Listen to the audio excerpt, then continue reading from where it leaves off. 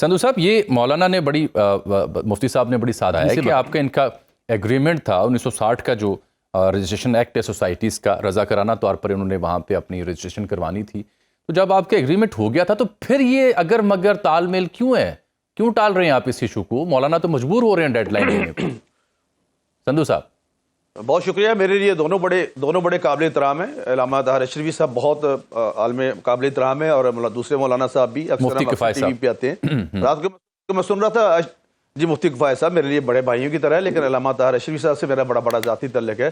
رات کو میں سن رہا تھا اشرفی صاحب کو، انہوں نے فرمایا کہ 18,000 سے زائد جو مدرسے ہیں وہ اسی جو ہے محکمہ تعلیم کے اندر رجسٹرڈ ہو چکے ہیں، اور ان کا 2019 میں جب شفقت محمود تھے ایک معاہدہ کو وہ بھی سامنے آ چکا ہے، اس میں سب کے سگنیچرز موجود تھے جی، وہ بھی سامنے آ چکا ہے. تو جو علامہ طاہر اشرفی صاحب فرما رہے تھے وہ کہہ رہے تھے، جس طرح ابھی مولانا صاحب نے ابھی کہا کہ ہم ان کو تعلیم دینا چاہتے ہیں، مذہبی تعلیم، تو اس سے تو ان کو کوئی نہیں روک سکتا نا. یہ تو آپ دے جائے وہ اپنا اس کے سوسائٹیز ایکٹ کے تحت. تو فرق صرف اتنا ہے کہ سوسائٹی ایکٹ کے تحت جو ہے وہ ڈپٹی کمشنر ان کو رجسٹر کرے گا، اور دوسری طرف جو ہے وہ چونکہ صوبائی سبجیکٹ بن گیا، کنکرنٹ لسٹ ختم ہونے کے باوجود جو ایجوکیشن ہے وہ صوبائی سبجیکٹ ہے، لہٰذا president is not competent enough کہ وہ اس پہ سگنیچر کر سکے.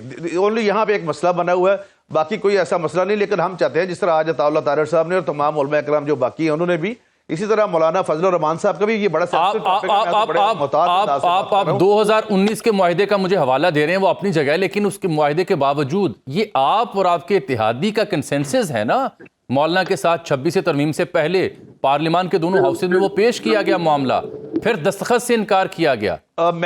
تو مس کمٹمنٹ وہ آپ کی جانب سے ہے نا؟ میں تو نہیں، کوئی مس کمٹمنٹ نہیں ہے. ایز اے لائر میں آپ کو ایک بات بتاتا ہوں. آپ ابھی لے لیں، میرے بھائی ہیں کامران مرزا صاحب میرے ساتھ بیٹھتے ہیں، سینیٹر ہیں. یہ بیسیکلی یہ جو 26ویں ترمیم تیار کی گئی تھی، آج آپ کو میں نئی بات بتاتا ہوں. یہ سلمان اکرم راجہ صاحب نے اور کامران مرزا صاحب نے تیار کی تھی. جو ہماری آئینی ترمیم تھی اس کو نہیں لیا گیا تھا اینی ہو واٹس ایور، لیکن جو بھی امینڈمنٹ تھی وہ کامران مرزا صاحب اس میں لے گئے تھے. ابھی ان کو لائن پہ لے سکتے ہیں میرے سامنے کہ انہوں نے اور اپنا جو سلمان اکرم راجہ انہوں نے مل کے یہ تیار کی تھی.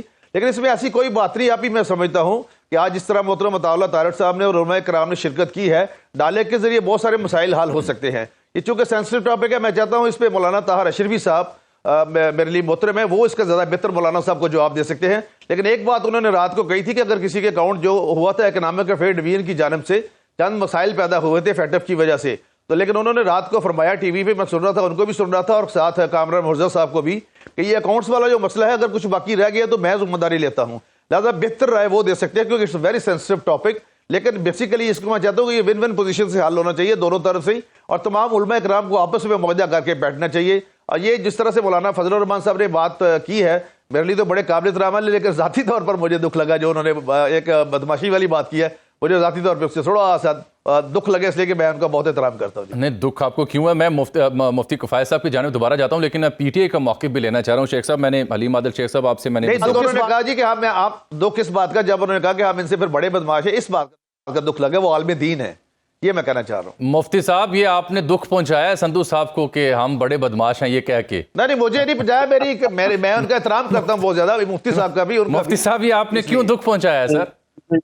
نہیں، یہ الفاظ کے پیچوں میں الجھنا چاہتے ہیں، وہ تو اگر سے ہے نا. ہاں، یعنی اگر آپ نے ایسا کیا تو میں اگر آپ نہیں کریں گے تم بھی، اگر آپ شرافت سے آئیں گے تم بھی شریف ہوں گے. وہ شاعر کہتے ہیں ہم تو دشمن کو بھی پاکیزہ سزا دیتے ہیں، واہ، ہاتھ اٹھاتے نہیں نظروں سے گرا دیتے. کیا بات ہے، کیا بات ہے آپ کی.